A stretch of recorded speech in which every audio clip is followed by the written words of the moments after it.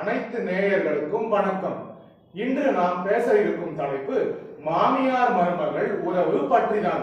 மாமியார் மருமகள் உறவு என்று சொன்ன உடனே நம்முடைய நினைவுக்கு வருவது ஏதோ ஒரு தொலைக்காட்சியில் சீரியல் பிஜிஎம் தான் நமது காதுகளில் ஒலித்துக் கொண்டே இருக்கும். மாமியார் மருமகள் உறவு என்றால் அவ்வளவுதான் என்று நாம் நினைத்துக் கொண்டிருக்கிறோம். ஆனால் உலகத்திலேயே மிகவும் தவறாக புரிந்து கொள்ளப்பட்ட ஒரு உறவு என்றால் அது மாமியார் மருமகள் உறவுதான். முதலில் நாம் இப்படி இருந்து ஆரம்பிப்போம். கல்யாணத்திற்கு முன்பாக மாமியார் என்ன சொல்வார்கள்? என்னுடைய மருமகள் எனக்கு மகள் போல இருந்தால் போதும், என்னுடைய மகனுக்கு தெய்வமாக இருந்தால் போதும், எங்கள் வீட்டு வேலையை எல்லாம் இழுத்து போட்டுக்கொண்டு செய்தால் போதும் என்று மாமியார் மனமுவந்து சொல்லுவார். மருமகளும் என்னுடைய மாமியார் எனக்கு தாய் போல இருக்க வேண்டும், எனக்கு அனைத்திற்கும் சுதந்திரம் அளிக்க வேண்டும், நீ பண்ணுவதெல்லாம் உன் விருப்பப்படி பண்ணுமா என்று என்னை விட்டுவிட வேண்டும் என்று மருமகள் விரும்புவார். இரண்டாவது கட்டமாக திருமணத்துக்கு பிறகு என்னவாகும் என்று கேட்டீர்கள் என்றால் மாமியார் கேட்பார்கள், ஏமா காஃபில சுகர் கம்மியா இருக்கு? அதுக்கு மருமகள் மனசுக்குள்ளேயே சிரிச்சுக்கிட்டே சொல்லுவாங்க, டாக்டர் தான் சொல்லிட்டாரு அப்படின்னு நினைச்சுக்குவாங்க. இன்னொன்னு பாத்தீங்கன்னா கல்யாணத்துக்கு அப்புறம் மாமியார் மருமகன் டிவி பார்த்துட்டு இருக்கும் போது மாமியார் கேட்பாங்க, ஏமா டிவி ரிமோட் எங்கம்மா என்று கேட்டால் அதுக்கு மருமகள் சொல்லுவாங்க, டிவி ரிமோட் டிவி பக்கத்திலே தான் இருக்காங்க அப்படின்னு சொல்லுவாங்க.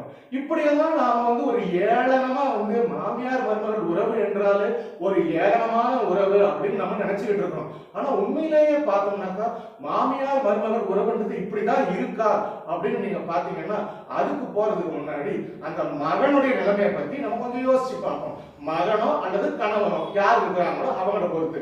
இப்போ மாமியார் பேசினா மருமகளுக்கு பிபி ஏறும், மருமக பேசினா மாமியாருக்கு சுகர் வந்துடும். ஆனா இவங்க ரெண்டு பேரும் பேசினா அந்த மகனால தாங்கிக்க முடியாது.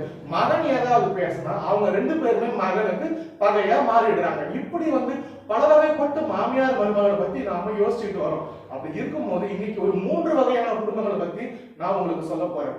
டைப் ஏ குடும்பம், டைப் பி குடும்பம், டைப் சி குடும்பம். டைப் ஏ குடும்பத்துல ஒரு மாமியார் இருந்தாங்க, அவங்களுடைய அண்ணி திடீர்னு இறந்து போயிடுறாங்க.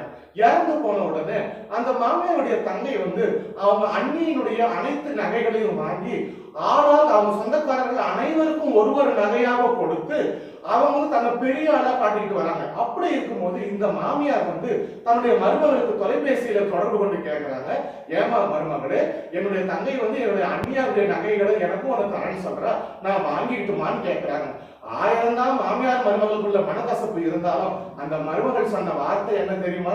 அத்தை, தயவு செய்து ஊர் சொத்து நமக்கு வேண்டாம், உங்களுக்கு என்ன நகை வேணுமோ என்கிட்ட கேளுங்க, நான் உங்களுக்கு வாங்கி தரேன்னு சொன்னாங்க.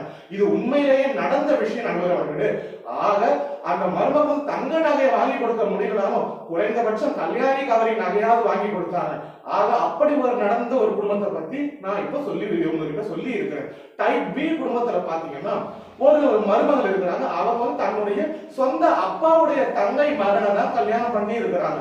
1000 தான் அப்பாவுடைய தங்கை மகனை கல்யாணம் பண்ணி இருந்தாலும் சொந்த அத்தையா இருந்தாலும் அவங்க மாமியார் மருமகளா மாறின பிறகு சில மனக்கசப்பு வழக்கம் போல இருந்திருக்குது. ஒரு முறை அந்த மாமியார பக்கத்து வீட்டு பெண்மணி ஏதோ சண்டையில பயங்கரமா திட்டி இருக்கிறாங்க. திட்டின உடனே அன்னைக்கு மாலை பொழுதுல அந்த மருமகள் ஆபீஸ்ல இருந்து வீட்டுக்கு வந்த உடனே பாத்தீங்கன்னா அந்த மருமகள் கிட்ட சொல்லி அழுது இருக்கிறாங்க, இது மாதிரி என்னை பக்கத்து வீட்டு பெண்மணி இவ்வளவு அவமானப்படுத்தி என்ன பேசிட்டாங்க, எனக்கு மனமே என் சித்தமே கலங்கி போச்சு அப்படின்னு அழுதப்போ தன்னை 1000 தான் தன்னை எவ்வளவோ வருத்தத்திற்கு உட்படுத்தி இருந்த மாமியாரா இருந்தா கூட அந்த மருமகள் உடனே போயிட்டு பக்கத்து வீட்டுக்கார பெண்மணி கிட்ட சண்டை போட்டு நீங்க பண்ணதெல்லாம் தப்புன்னு புரிய வச்சு தன்னுடைய மாமியார் கிட்ட மன்னிப்பு கேட்கிற அளவுக்கு கொண்டு விட்டாங்க. இது டைப் பி குடும்பம். இதுவும் நடந்த உண்மை. டைப் சி குடும்பத்தை பத்தி நான் சொன்னேன்.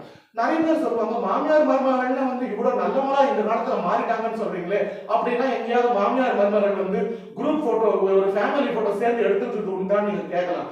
எத்தனையோ குடும்பங்கள்ல கணவர் ஐக்கிய அரபு அமீரகங்கள்ல வேலை செய்யற கணவரா இருப்பார். அந்த வீடுகள்ல கணவன் மனைவி குழந்தைகளே கூட சேர்ந்து போட்டோ எடுத்துக்க முடியாத நிலைமையில இருக்கலாம். ஆனா அந்த குடும்பங்கள்ல கூட மாமியார் மருமகள் சேர்ந்து போட்டோ எடுத்துக்கனா கூட அவங்க ரெண்டு பேரும் கடைசி வரைக்கும் ஒற்றுமையா வாழ்ந்த குடும்பங்கள் எவ்வளவோ குடும்பங்கள் இருக்கு. ஒரு முறை ஒரு சின்ன கதை ஒன்று சொல்றேன்.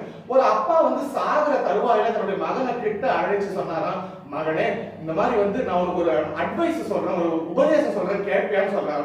மகன் சொல்றாரு, கண்டிப்பா கேட்கிறேன்ப்பா. அதுக்கு அந்த அப்பா சொல்றாரு, உங்க அம்மாவுக்கு நீ சோறு போடாத அப்படின்னு சொல்லிட்டு உடனே உயிரை விட்டுடுறாரு, செத்து போயிடுறாரு. அதை கேட்ட உடனே அந்த மகனுக்கு வந்து என்ன இது அப்பா இப்படி சொல்லிட்டாரு, இப்போ அப்பாவுடைய பேச்சை கேட்காம அம்மாக்கு சோறு போட்டா அதுவும் பாவம், அம்மாக்கு சோறு போடாம விட்டா அதுவும் பாவம், என்ன பண்றதுன்னு புரியல, ரொம்ப குழம்பி தவிக்கிறாரு. அப்ப வந்து ஒரு பெரியவர்கிட்ட போய் கேட்கணும். அந்த பெரியவர் சொல்றாரு, தம்பி உன்னுடைய மனைவி 1000 தான் ஆசையா அன்பா தன்னுடைய மாமியாருக்காக சமைச்சு வச்சு அவங்களுக்கு பரிமாறினாலும் கூட அதிகமா சாப்பாடு போட்டு பரிமாறினா நான் அதிகமா சாப்பிட்டு சீக்கிரமா செத்து போயிடணும் அப்படின்னு இவன் நினைக்கிறான்னு தவறா புரிஞ்சுக்கிறதுக்கும் வாய்ப்பு இருக்குது. இல்ல கம்மியா போட்டாக்க நான் பட்னியில வாடி வதங்கி